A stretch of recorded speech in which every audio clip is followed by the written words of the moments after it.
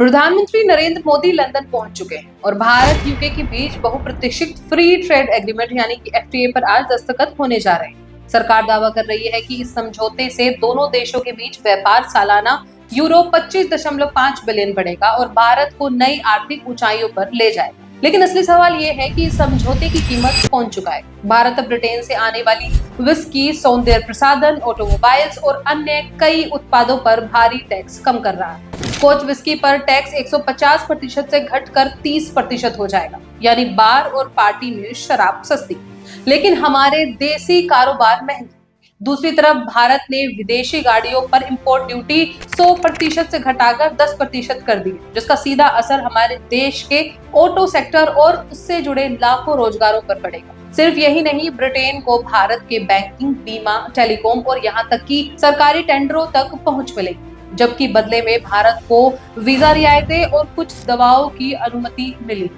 कई जानकार कह रहे हैं कि यह डील असंतुलित है। भारत ने ज्यादा खोया है और कम पाया है। कांग्रेस ने भी करारा सवाल दागा है कि एफटीए तो ठीक है, लेकिन माल्या, नीरव मोदी और ललित मोदी की घर वापसी कब होगी? अगर विदेश नीति इतनी ही मजबूत है तो पहले अपने भगोड़ों को वापस क्यों नहीं लाया गया?